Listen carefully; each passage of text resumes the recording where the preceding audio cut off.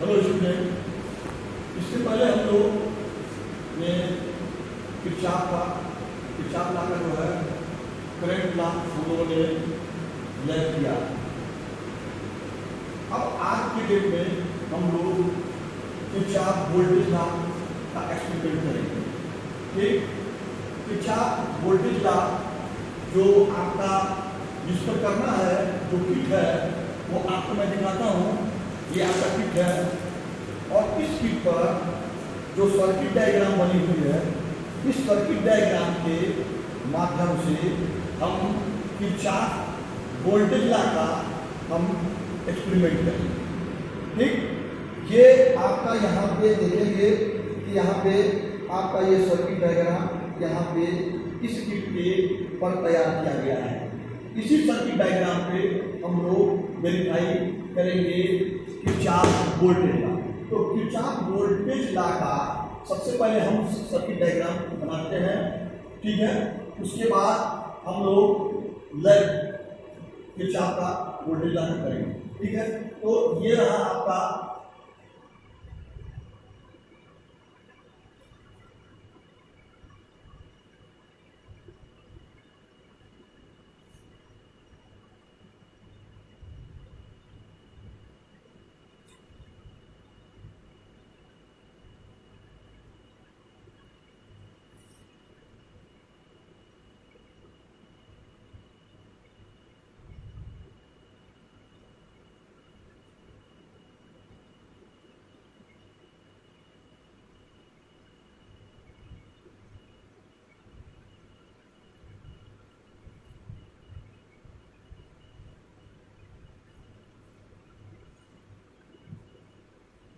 Student, आपको ध्यान देने की जरूरत है कि यहाँ पे हम लोगों ने जब करंट लॉ का जब हम एक्सपेरिमेंट किए थे तो हम ये देखेंगे कि R1, R2, R3, R4 ये आपके रजिस्टर लगे हुए हैं।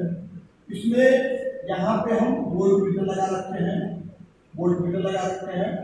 ये आपकी यहाँ से इसका आपका डायरेक्शन है आपका। ओके स्टूडेंट, तो यहाँ पे आपका वोल्ट मीटर, ये टोटल इसका वोल्टेज जो जितनी भी सप्लाई हमको देना है इस सर्किट में, जो सर्किट में सप्लाई देंगे वो है 0 से 3 वोल्ट डीसी। 0 से 3 वोल्ट तक हम इसको वेरी करा सकते हैं। जैसे अगर हमको 1 वोल्ट पे अगर वोल्टेज निकालनी है इस सर्किट में लगे हुए रेजिस्टेंस के, तो हम इस पे यहाँ पे इसको हम 1 वोल्ट पे कर देंगे तो हमारा निकल के आ जाएगा इसका वोल्टेज। और हम यहाँ पे क्या करते हैं कि अब जब वोल्टेज की बात आती है, हमको ये पता करना है कि R1 पे, R2 पे, R3 पे, R4 पे कितना वोल्टेज है, ठीक है। तो इसके लिए सबसे पहले हमको जब हमको पता करना होगा तो सबसे पहले हम इसकी वोल्टेज को सेट करेंगे किस वोल्टेज में निकालना है, ठीक है। जिस वोल्टेज में निकालना होता है, लेकिन इसमें ध्यान इसमें ये देना है कि सबसे जितना हमारा जो हमें बनाया गया है 0 से 3 वोल्ट, उतने वोल्ट ही हम ले आ सकते हैं इस किट में, ठीक है। तो हम क्या करते हैं, यहाँ पे जो वोल्टेज सेट करते हैं उसके बाद हम बारी बारी से यहाँ पे वोल्ट मीटर लगाकर, ठीक है, वोल्ट मीटर लगाकर और हम इसको क्या करते हैं कि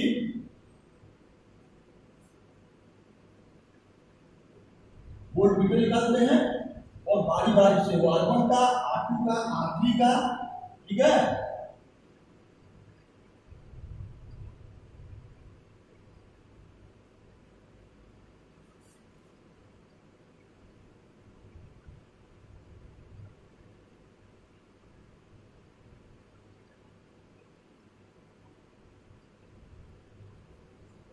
स्टूडेंट, यहाँ पे क्या है, मेरा टोटल वोल्टेज यहाँ पे हमने तय कर दिया, बना दिया। अब क्या करते हैं कि इसमें इसका जो हम वोल्टेज नापेंगे वो हो जाएगा VA, ओके। और इसका R2 का जब निकालेंगे तो इसका हो जाएगा VB, ठीक। R3 का निकालेंगे तो VC हो जाएगा, निकालेंगे, और ये हो जाएगा VD। ओके स्टूडेंट, अब क्या करते हैं, क्योंकि मेरा फार्मूला है कि V equal to V1 equal to V2, ठीक है। तो इसको हमको वेरीफाई करनी है, और हम इसमें क्या करेंगे कि जब बारी बारी से R1 पे, R2 पे, R3 पे अलग निकालते हैं, तो ये जो निकल के आएगा VA और VB जो निकल के आएगा वो मेरा होगा V1। ये क्या होगा, V1 वोल्टेज होगा, ठीक है। और ये जो निकल के आएगा यहां से, ये वो हो जाएगा V2। ओके, तो VA और VB बराबर हो जाएगा V1 के, और VC और VD बराबर हो जाएगा V2 की। ओके, तो जब हमको निकालना होगा कि इसको वेरीफाई करना होगा, तो हम क्या करेंगे कि VA plus VB plus VB बराबर V1। Okay, VA plus VB बराबर V1, ये V1 हो गया, और VC प्लस VD बराबर हो जाएगा V2, ठीक है। तो ये जब हम निकाल लेंगे, तो ये हमारा वेरीफाई होगा, ये जो किरचॉफ वोल्टेज लॉ का अपना जो हम वेरीफाई करते हैं, ठीक है। अब इसमें क्या करेंगे कि जब ये हम कर लेते हैं, तो हम इसका ऑब्जर्वेशन टेबल बनाते हैं। ओके स्टूडेंट, ऑब्जर्वेशन टेबल बनाने के बाद फिर हम क्या करते हैं कि किट पे हमको वेरीफाई करना है, उस किट पर उसकी रीडिंग निकालनी है, ठीक है। क्योंकि रीडिंग जब निकालेंगे तो हम क्या करेंगे कि उसी को रीडिंग को हमको भरना होगा, ठीक है। तो ऑब्जर्वेशन टेबल के लिए हम लोग बनाते हैं, ठीक है। तो इसको मिटा दिया जाए, ठीक है। तो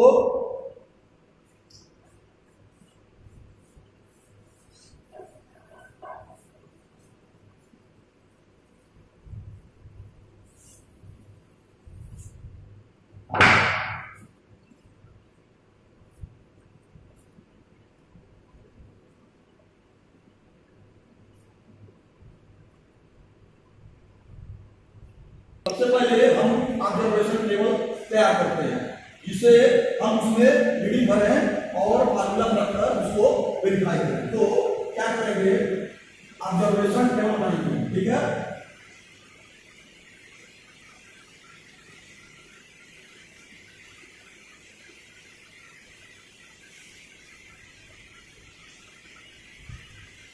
ऑब्जर्वेशन टेबल,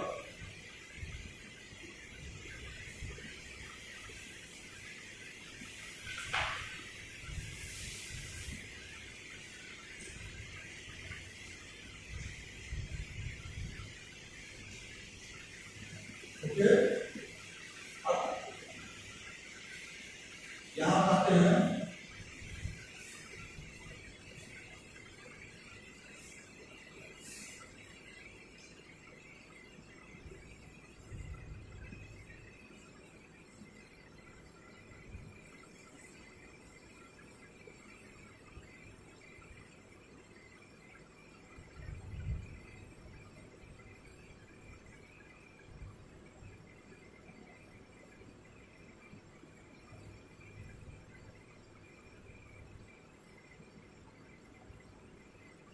V2, ठीक है।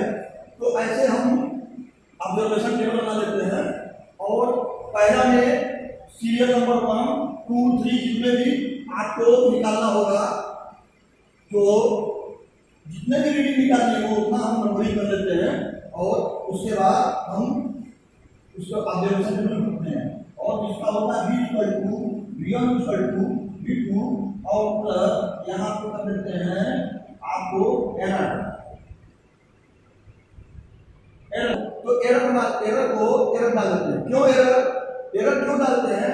वेरीफाई हमको ये करना है, लेकिन जिस किट पर हमको करना है कुछ ना कुछ दोष आते हैं, तो दोष आते हैं तो इसमें घबराने की जरूरत नहीं है।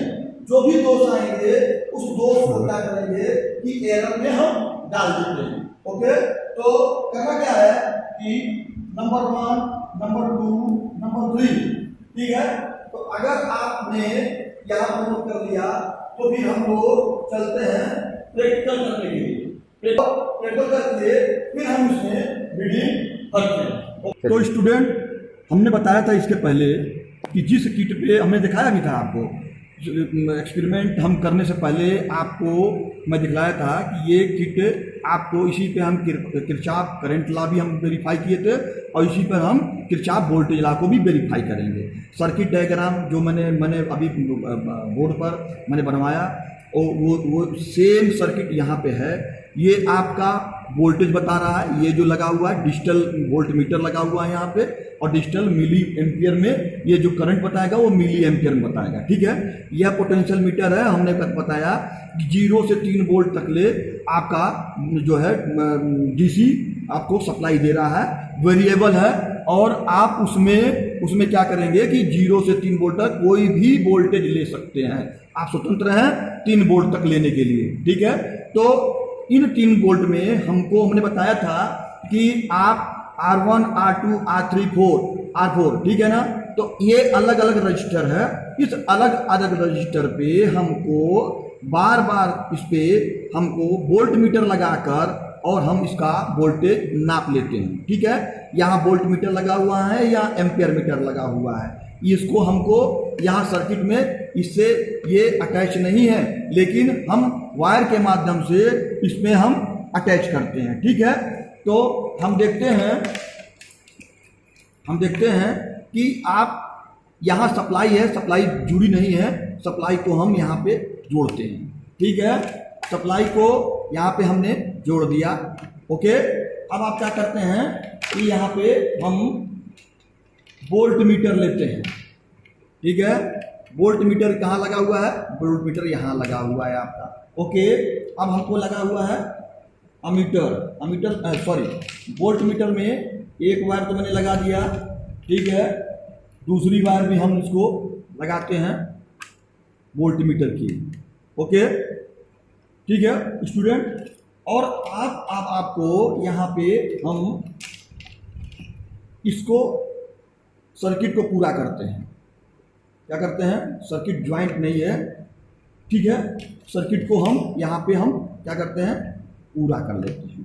ठीक है, अब हमको यहाँ पे आकर दोनों जो है यहाँ पे आकर मिल जाते हैं, इसलिए टूटी हुई लाइन देख रहे होंगे आप, टूटी हुई लाइन देख रहे होंगे। देखिए यहाँ पे टूटी हुई लाइन है। टूटी हुई लाइन मतलब वहाँ पे कोई कनेक्शन नहीं है, कनेक्शन हमको तार के माध्यम से करना होगा। ओके, तो यहाँ पे हम तार के माध्यम से करके यहाँ पे इसको हम जोड़ देते हैं। ठीक है, अब रह गया वोल्ट मीटर हो गया, सर्किट डायग्राम को मैंने जोड़ लिया हूँ। अब रह गया सिर्फ रह गया क्या? अमीटर। अमीटर को हम जोड़ते हैं, अमीटर को।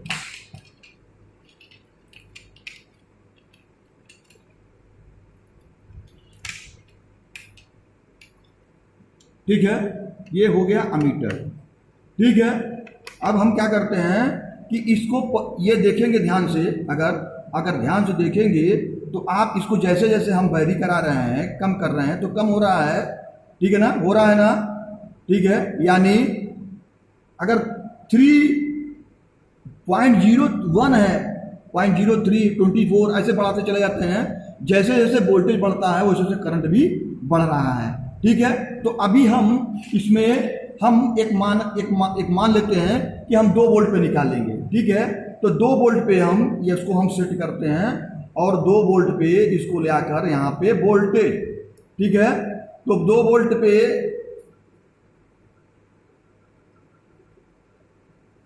ये देखिए आपका 2 वोल्ट यहाँ पे हो गया। ओके स्टूडेंट, 2 वोल्ट हो गया। अब इसमें कितना करंट आ रहा है? 65.1 आ रहा है। ओके, तो 65.1 हो रहा है। अब हम क्या करते हैं कि इस वोल्ट मीटर से वायर निकाल लेते हैं, क्योंकि अब ये 1 सेकंड स्टूडेंट, क्योंकि कोई भी तार ढीली नहीं होनी चाहिए। ढीली होने से करंट छोड़ने लगता है या सप्लाई अवरुद्ध हो जाती है तो प्रॉब्लम क्रिएट होता है। ठीक है, अभी आप देखोगे कि मैंने जब इसको लगा दिया तो आपका जो फ्लक्चुएशन थी वो खत्म हो गई। ठीक है स्टूडेंट, तो अब हम क्या करते हैं, यहाँ पे इसको 2.1 पे, ये हमारा 1 सेकंड, ये ठीक है 64.18 है, 78 आ रहा है। ठीक है ना। अब क्या करते हैं कि यहाँ का वोल्ट मीटर का वो वायर निकाल लेते हैं। जब सेट कर लेते तब उसके बारी बारी से रजिस्टर पर R1 पे निकालते हैं। अभी कितना आ गया? 27.2। ओके ठीक है, अभी कितना आया? 27.2। ठीक है ना। उसके बाद आपने दूसरे रजिस्टर पर रखा। ठीक है, तो 33.5। ठीक है, 3.5। ओके स्टूडेंट, अब क्या करते हैं कि हम जो R1 और R2 है, R1 और R2 को जब ऐड करते हैं, ठीक है, तो 3.5, तो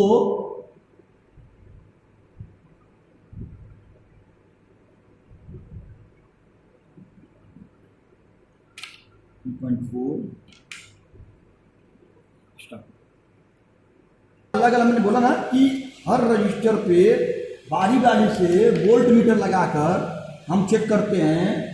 तो अभी R1 की वैल्यू जो आई है वो 0.44 है। ठीक है ना। R2 की वैल्यू निकालते हैं, वो आता है आपका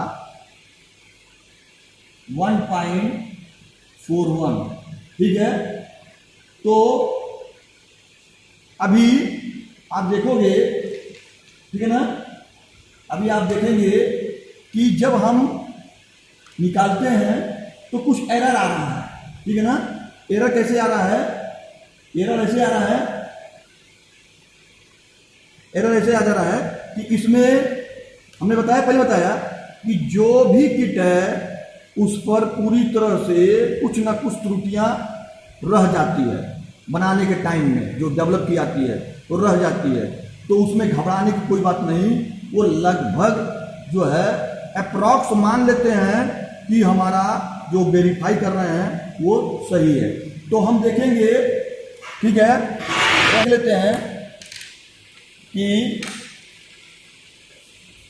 आपका जो है करंट आया 65.2। ठीक है, सर्किट में पूरी करंट जो आ रही है वो आपको 65.2 है। 2 वोल्ट पे निकाले हैं हमने, 2 वोल्ट पे निकाले हैं। ठीक है, V1 जो आया है वो 0.44 आया। ठीक है, और V2 आई है 1.42। ओके स्टूडेंट, तो उसी तरह अब हम इसको कैसे निकालेंगे कि V हो गया तुम्हारा 2 इक्वल टू V1 हो गई 0.44 इक्वल टू, ठीक है, इक्वल टू, एक सेकंड यहां देखेंगे कि हमने बताया ना कि एक सेकंड यहां पे हम आपको बताए थे हम कि VA और प्लस VB बराबर होगा V1। ओके ठीक है, यहाँ पे हमने कहा बी, ये कितना हो गया 0.44 प्लस 1.42 इज इक्वल टू, जब हम इसको ऐड कर लेंगे, ठीक है, हो जाएगा 1.86 हो जाएगा, ठीक है, ठीक है। तो हमारा जीवन कितना निकल के आ गया आपका 1.86, ठीक। अब हम निकालते हैं, ये तो ये हो गया, अब हम VC और VC प्लस VD निकालते हैं, ठीक है। तो इसके ये हो जाएगा तुम्हारा V2, तो क्या हो जाएगा, अभी मैंने क्या निकाला V1, अभी निकालेंगे V2, ठीक है ना। तो अब हम क्या करेंगे, यहाँ पे फिर आते हैं और यहाँ पे VC, तो VC आ गया तुम्हारा, वोल्टेज आ गई 0.56, ओके, ये वोल्टेज 0.56 हो गई, ठीक। उसके बाद क्या करेंगे हम VD पर रखते हैं, माने VD मतलब R4, तो R4 का कितना आ गया 1.30, ठीक है। तो 6, 5, 8 और 1, ठीक है। ये हो गया तुम्हारा आपका जो है VC और VD, यानी हम क्या लिखेंगे 0.56 प्लस 1.30 इज इक्वल टू 1.86। तो V1 और V2, तो V1 कितना आ गया है 1.86, ओके, और V2 कितना आया है 1.86, ठीक। अब हम करेंगे कैसे, V हो गया 2 इक्वल टू 1.86 इक्वल टू 1.86। अब इसमें जितना एरर आएगा V1 और V2 के V के बराबर में जो एरर आएगा, उस एरर को हम इसमें डाल देंगे एरर में, क्योंकि अप्रॉक्स आएगा, एक्यूरेट संभव नहीं है आपके किट में, ठीक है। तो प्रैक्टिकली टाइम में अप्रॉक्स ही मान ली जाती है, ठीक है। तो हम क्या करते हैं कि इसको अप्रॉक्स मानकर यहाँ पे जो भी इसकी एरर आती है उसमें हम एरर में डाल देते हैं। तो स्टूडेंट आपको इसी तरह अभी मैंने बताया 1, 2, 3, तो एक 1 आपका रीडिंग जो लिखवाया हुआ है, आप देखोगे कि आप करंट आपकी कांस्टेंट है, ओके, वोल्टेज आपने 2 वोल्ट लिया है, और V1 मतलब क्या